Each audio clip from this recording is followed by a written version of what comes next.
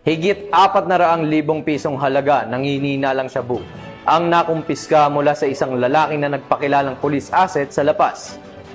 Sa bisa ng bypass operation, agad na naaresto ang suspect na ngayon ay nahaharap sa kasong paglabag sa Comprehensive Dangerous Drugs Act. Magbabalita dyan si Patrolwoman Ladylyn Bansagon. Kamatod lang sa korte.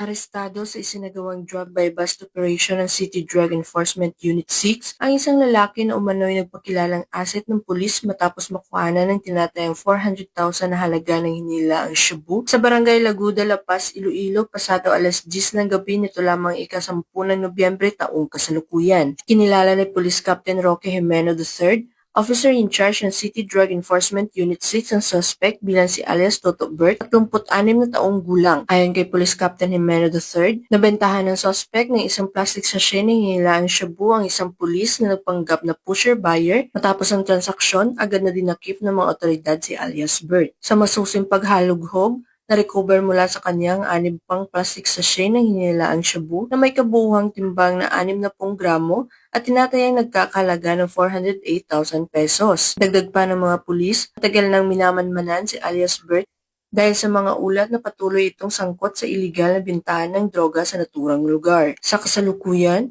nasa kustudiya na ng pulisya ang suspect para sa kukulang dokumentasyon at sasampahan ng kasong paglabag sa RA 9165 o ang Comprehensive Dangerous Drugs Act of 2002. Patuloy na pinapaigting ng Iloilo City Police Office ang kampanya kontra iligal na droga upang matiyak ang kaligtasan at katahimikan ng mga komunidad sa lungsod. Bagong PNP para sa bagong Pilipinas, serbisyong mabilis, tapat at nararamdaman. Mula dito sa Police Regional Office 6, ako ang inyong Police News Network correspondent, Patrolwoman Ladylyn Bansagon, alagad ng batas, tagataguyod ng balitang pulis.